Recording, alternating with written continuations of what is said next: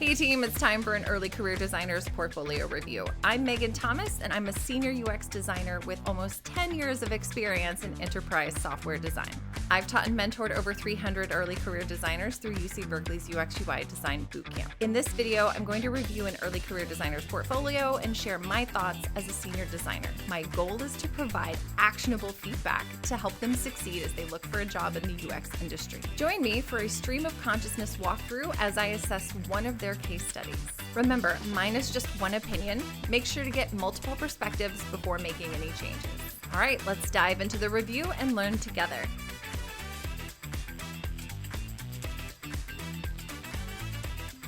Hello, hello, hello, or in the words of John Oliver, welcome, welcome, welcome. No, I'm not going to steal John Oliver's lines. I got to come up with my own. Anywho, Madison, thank you so much for giving me the opportunity to review your portfolio and for the opportunity to post it on my YouTube where people can learn from it as well. I'm thrilled to review your user experience designer portfolio, and I see that you're based in Coeur d'Alene, Idaho, and that's beautiful. So you're solving problems with beautiful user-centric web products. So I'm curious if beautiful is part of the deal. Are you also a visual designer or mostly just the user experience designer? It doesn't matter if it's UX UI. I appreciate that you focused on user experience because aesthetics are very important, but they can also be a little, they can get very distracting if we focus on them first. So I'm excited to see that you're positioning yourself as a user experience designer. I love how simple your website is.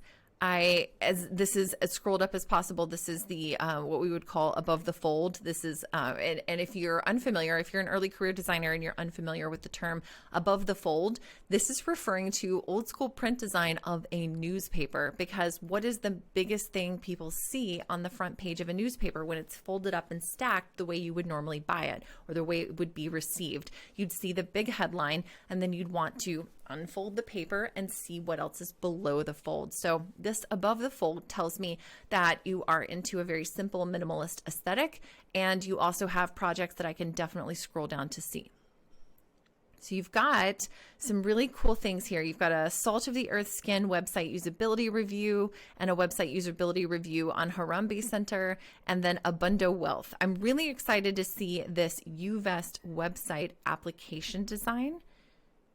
And I'm going to click on that. I feel like these, well, all right, so let me give some context because I can't just like pretend that I don't actually know what I'm seeing. So context for the watchers is Madison has actually participated in a couple of the workshops I've done where I'm teaching early career designers how to go out and source work for themselves while the industry at large is just not hiring designers. I don't know why, and this is why I do what I do, because I really want y'all to actually get real world experience. And these workshops I was creating were how to do website usability and accessibility reviews.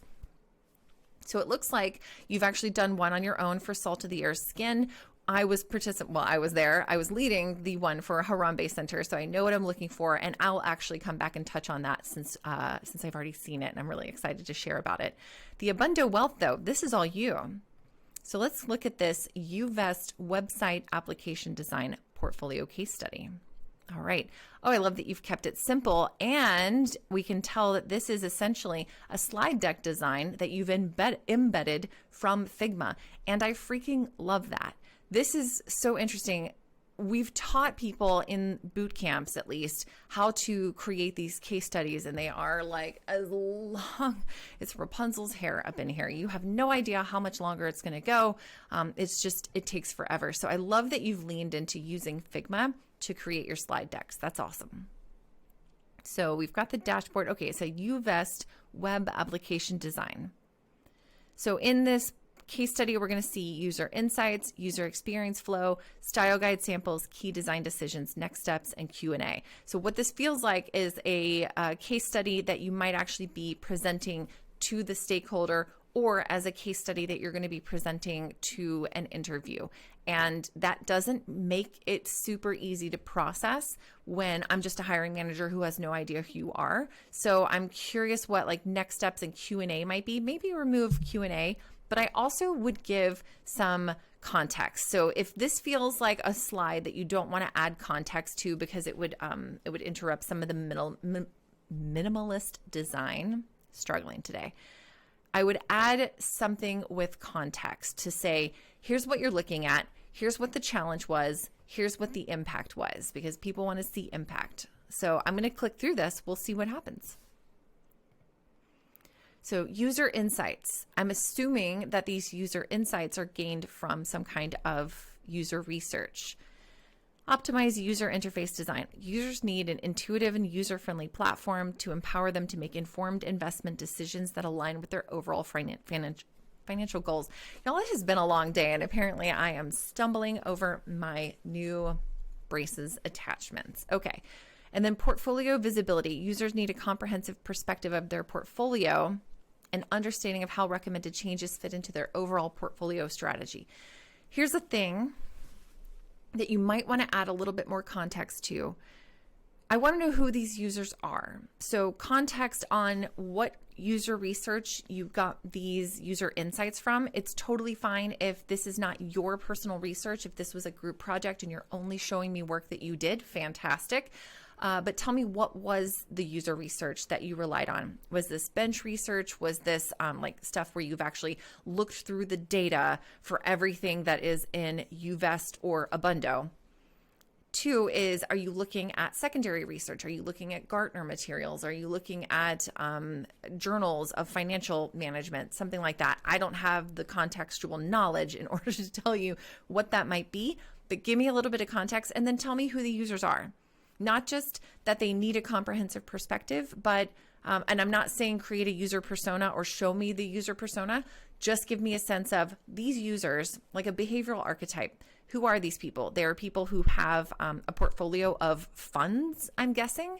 So also give me some context for portfolio. Not every hiring manager is going to understand this. I mean, we would love to believe that we live in a world where everyone understands a financial portfolio, but I don't. I still consider myself to be fairly financially illiterate. So I need context for that. And if we're looking at this from a hiring manager's perspective, if they're like, I don't know what you're talking about, I'm looking at your portfolio. Not saying that some hiring managers aren't intelligent enough to know that, but it's important to make sure that we're speaking to as many people as possible. So, and also, this is something that I'm gathering. I'm actually going to blame my own boss for this. Hi, Molly. I'm going to say that user-friendly platform, they need an intuitive platform to empower them to make informed investment decisions. User-friendly is table stakes. So can we use a better phrase rather than user interface, user, and user-friendly? So users need a user-friendly. Well, of course they do. So tell me, use a different word than user-friendly. All right. So I'd love to see some context about who the people are that use this and how you got these insights. I would also love to see, okay, so we've got start UVest dashboard. I can't see the rest of this, so now I'm a little anxious. I'm like, what am I missing? All right, so select personal risk assessment, select education center, risk assessment page. So this could be a little bit bigger. It feels like you've got enough space on this slide in order to make those shapes a little bit bigger and also to make the text just a little bit bigger. Since I'm not able to click on this and make it bigger because it's an embedded Figma project, adjust the size so that it fits beautifully on this screen. And also, and this is just me, because I've seen like your layout, it feels like these are really jarring colors. It feels like maybe you could, when you're finessing this and making them a little bit bigger and easier to read, maybe tie them into the colors of the Abundo product. So that might be a little bit more pleasing for the eye. And I'm not saying that as you have to change this. It just could be, it might fit in with the aesthetic a little bit better. And then also give me some context. Why did you create this user experience flow? Is this a refined user experience flow, or is this the existing flow that you're later going to adjust? I need to know a little bit more context so that I know what I'm looking at. Okay, so here's the bigger experience flow. Okay, so this is coming from down here and it's moving into this. Honestly, now you've really lost me because everything is way too small to read. I, once again, still can't click into it. So how much value is this output that you've created truly adding to the case study. Because if what you're trying to describe is the user's experience, maybe it's actually more acceptable to like outline in bullet points like the steps a user would take in order to be successful at something. What is this user experience journey that you're trying to convey? Again, a couple sentences would be really helpful. Style guide sample. Wow, I'm giving, it's giving hard Evanta vibes. That's a subsidiary company of Gartner that I worked for a few short months. These are the colors I would swear that are the exact same colors. I love it. Style guide sample, chosen to embody the ethos and goals of both Abundo and its clients. These colors are selected to evoke feelings and emotions aligned with the company's motto, objectives, and aspirations of its clients. Feels a little bit redundant. Chosen to embody the ethos. Just say these colors are selected to evoke feelings and emotions aligned with the company's mottos, objectives, and aspirations of its clients. And that way you can take a little bit of this needs. You've had really beautiful spacing and everything else. I want to see a little bit of additional spacing in here. And then, maybe just reduce the text size just a tiny bit so it feels more spacious. My biggest question is, why are we including this? What's the meaning for the hiring manager? What are they supposed to take away from I included the style tile? So curious about that. Also, we're at the style guide. This is cool. Again, we just need a little bit more space, and it looks like this can move over to the right. This is good. Helvetica Neue was chosen for its modern, professional, and clear design. It really is. Clean and legible design enhances readability, instilling a visual confidence that aligns with the precision and trustworthiness expected in financial services. Love that. Again, give me some context. Maybe I'm trying to think of how much context I might actually need for the style guide sample. Let me go back and get some context. So user insights. Yeah, this definitely needs to let me know, what did you do this for? What was the problem and what was the solution you determined? So I need some of that. Overall, the design is intended to be light, airy, and fun, aligning with Abundo's goals for the application. It features a simple, user-friendly page layout. Key design elements include, honestly, you can delete that entire sentence right there and just say key design elements include updated navigation with side. Oh, so these are the things that you did. Okay. Updated the navigation with side primary navigation and secondary top navigation for improved orientation. Okay. Action center notifications to guide the user to take necessary actions. Portfolio summary categorized by accounts compatible with UVest. A pie chart providing current portfolio allocations compared to recommendations, and portfolio statistics enabling users to view historic performance and key statistics. What I would love to, let me keep going. Invest. This is the invest page. Based on user insights, key design elements include presenting one transaction per page to avoid overwhelming users with information. Love that. Are these the key design decisions that you made? Call that out. This feels very point of it's the beautiful thing. Take a look over at this, rather than saying I made the decision to present one transaction per page to avoid overwhelming users with information. I also ensured that there was a clear indication of status and progress through the use of a status bar and notation such as transaction X of Y on the transaction card, and integrating a tutorial on the right-hand side offering resources on how to execute trades and understanding the rationale behind the recommendations. Okay. Summary. Based on user insights, key design elements include a transaction summary presented before exiting the investment tool, allowing users to thoroughly review their transactions. Okay, here's what I'm not seeing in here. This is I'm literally like, it feels explainy. It's good. I want to know why. So I would probably break up this landing page into a couple of pages. I would probably make it a little bit bigger and zoom in on a couple things like these action center notifications. That's really cool to guide the user to take necessary actions. Why? The question that I hate, but I'm going to ask is, so what? Why is this important to the person that we don't know because we haven't described who the user is? Why would that be important to this person? Why is the portfolio summary categorized by accounts compatible with UVest? Why is that important to UVest and Abundo? Pie charts and statistics, everyone loves those. I'm not going to at all pick on those. Invest. Key design elements include like presenting one transaction per page to avoid overwhelming users with information. Did your key insights and research tell you that people would really struggle with having too much information on the page? Is it because of cognitive load? Is it because of needing to remember information is related to one section versus another? Give me some context. I would also love to see this a little bit bigger.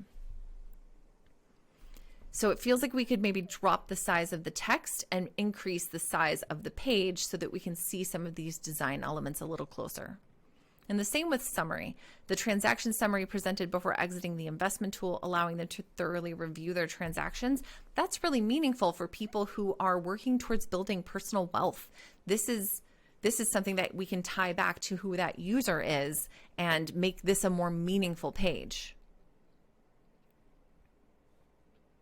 Fee savings report. Upon completion, a return to portfolio button is seamlessly integrated to guide users back to the landing page. Okay. Next steps. What user testing would you add? Design iteration and development. I love that.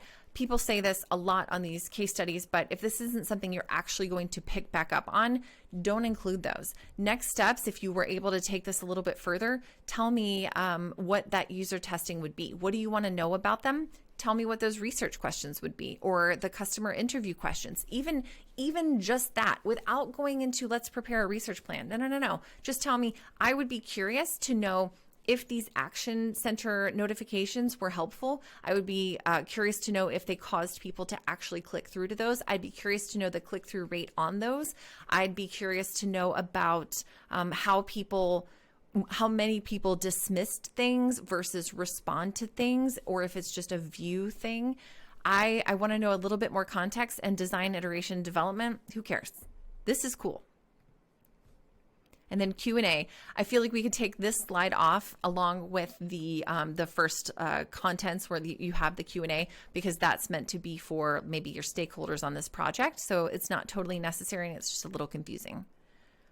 I'm loving this. All right, now I want to go back because this is actually really fun for me. You were there for the Harambe Center website usability review. Let me actually click through here. I think you made some updates. All right. So for context, for anybody who hasn't actually looked at my the workshops that I do, I teach you, early career designers, how to find and outreach to a nonprofit or a small business and sell them a low-cost, extremely high-value website evaluation. In that website evaluation, it takes about 2 hours.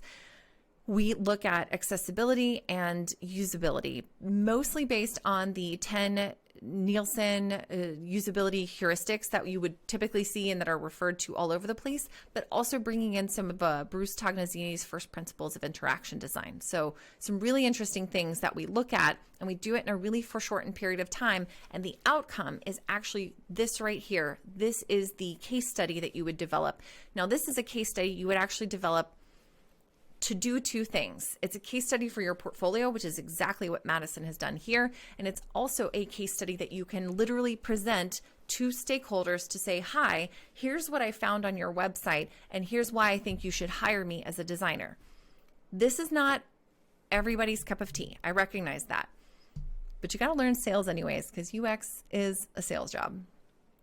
Every job is a sales job, but UX is definitely a sales job. We have to bring people along. We have to convince people that our solution is the right one, and that involves selling them on your idea. So don't talk to me about it's not a sales job. I don't want to do sales. This is a sales job. So in this workshop, I'm helping people conduct these website usability and accessibility reviews, and then their next step is to present that information to the stakeholder. I'm teaching people to charge about $100. Honestly, it probably should be more, but $100 is for two reasons. it's enough to make someone pay attention for a small business. They're like, okay, $100, that's a really low amount. And you're telling me you're going to provide really good value and letting me know if my website is actually accessible and usable. This is huge. It's also giving you, as the early career designer, real experience looking at websites and finding usability and accessibility problems, things you will do as your bread and butter job duties as a UX or UI designer forever going forward. It's establishing all of this information that it's table stakes. It's what you need to know. So I'm really excited about this because this is one of the first ones that we've actually seen, right? This is one of the first ones that have actually made it onto a portfolio. So let's take a look. So for the assessment of the existing website, you looked for the following factors. Can new users easily understand the website? Can users with disabilities navigate the website? Is the website easy to navigate for anyone? Information architecture. Visual design. Is the website aesthetically pleasing? And is the website content clear and understandable? So first, one of the opportunities that we have discovered through doing this website usability review is that there should be some website policies. There's basic documentation that should exist, and I teach this in the workshop, but since this website doesn't have it, we would call it out and say you need a privacy policy, you need terms and conditions, you need an accessibility statement, you need a data storage disclosure if you plan to store anyone's data, and you need an up-to-date copyright notice and a cookie consent policy if applicable.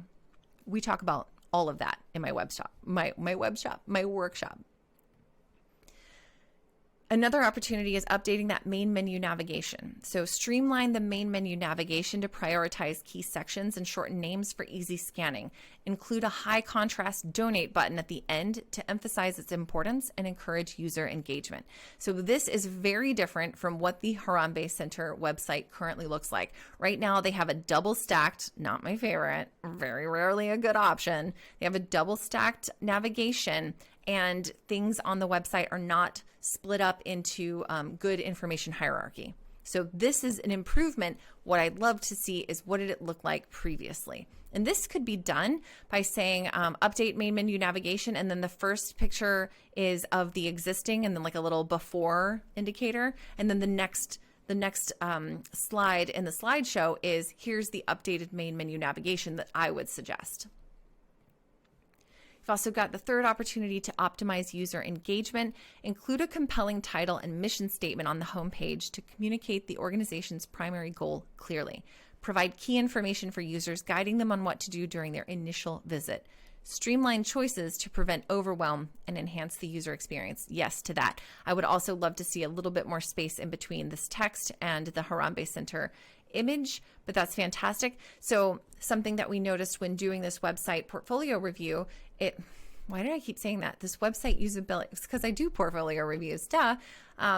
This website usability and accessibility evaluation is that they don't actually have a page title. This is their page title, and that's not a page title. Look at that. That's 3 lines. And even on a desktop, it's 2 full lines, and it ends in a question mark and punctuation. We typically don't see that. I'm not saying it's wrong. It's not grammatically incorrect, but it is overwhelming to the user. We need to get in there punchy and quick. Pulling together lives in rural, I'm starting to get too wordy, but that would be a suggestion in my book, how to tie this in tightly. All right, let's look at the next one. Improve the information architecture. Create an effective information architecture by logically nesting pages, improving users' ability to find information such as events, volunteer opportunities, and donation options. Additionally, remove or resolve broken and dead links for a better user experience. Some context for that is when you are currently on the current website, when you're hovering over an item in the navigation, all of these that you're not hovering over, this is the hover state right here is the scholarship project, but all of these are actually a really light gray. So what Madison is suggesting is that they make all of the colors darker, and then the scholarship project or whatever item is being hovered on should have that like punchy red that's their brand color. a little bit more context explaining what the person's looking at here, or here you'll see my suggestions for this is where like a one slide and then the next slide could show before and after would be really, really helpful and meaningful. Create an inclusive web experience. Enhance accessibility to ensure all users have a positive user experience. Improve color contrast throughout the website, including main navigation, to accommodate users with visual impairments or color blindness. Implement semantic HTML to enhance the structure and meaning of content, improving accessibility for screen readers. And optimize the website for keyboard navigation to accommodate users who rely on keyboard input or other assistive technologies. That's huge. Something else I talk about in my workshop is that most of these small websites don't know about digital accessibility. And right now we're in a weird time where the ADA, the Americans with Disabilities Act, we're in the digital age, right? So the laws are not necessarily thorough or deep enough to truly protect the people who are experiencing or have disabilities and how they're experiencing these digital properties. And it also doesn't give clear instructions to small business owners or website builders for how exactly to do that. So that's why we do the website usability and accessibility review, is so that we can identify these and help prevent them from, in small cases, but really impactful cases, from being sued. That's another reason why we have the accessibility statement, because it helps prevent that. You can at least have a good faith effort to say we recognize that we have not done, it's not perfect, but we are working to make it more accessible. Please let us know if you have any issues. And this is like the one buffer period between I can sue you. I mean, trust me, it's not going to stop anyone who's feeling litigious, but that gives you some protection so that you can talk to your lawyer as a small business owner or a website owner to say, we didn't know this wasn't accessible, and we will absolutely fix it as soon as possible. And that gives you just a little bit of protection, especially when there are, I think this year, I'm going to quote this wrong. I swear it was something like 4,000 federal lawsuits against federal websites, essentially for having digitally inaccessible spaces or inaccessible digital properties. That's what I want to say. And that's just federal. That's not statewide, and that's not small businesses. That's just federal. That's bananas, right? So we've got to make sure that when we're adding our user experience information, when we're guiding people to a better user experience, we're also making sure that they're doing so in an accessible way so that they're protected. I feel like I'm just really harping on this because it's something I talk about often, and it's frequently not awesome. So yeah, this is huge. This is awesome. Okay, and then we did a Q&A as if we're in front of the stakeholders. Not totally necessary for a portfolio, but this is fantastic. I'm really excited about this. Madison, I am loving all of this, and I'm loving that you're pulling this in. These are things that you can use now to demonstrate how you have helped nonprofits and small businesses, not just, hey, I've taken on these big projects, which other small businesses in your area, they don't need you to do big, huge projects that are like major app redesigns. They just need their website to suck less. And while you're looking for your job in the industry, which is totally valid and is absolutely coming your way, right now we're in a really fraught time in the industry where people are figuring things out. So in the meantime, work with some small businesses to get their websites reviewed and see if you can take them on as clients. I know freelance is terrifying, but let me know if there's anything that I can do to help you. I am happy to provide as many resources as I can. Thank you so much again for the opportunity to review your website. Madison, I really appreciate you, like really, really, really. And anyone who's watching, I sincerely appreciate you as well. Please leave a comment if you have any thoughts or feedback, things I missed, or if you have thoughts for Madison, please reach out. I am super happy to support you, and I will see you tomorrow for the next Early Career Designer Portfolio Review. All right, have a great night. See y'all later.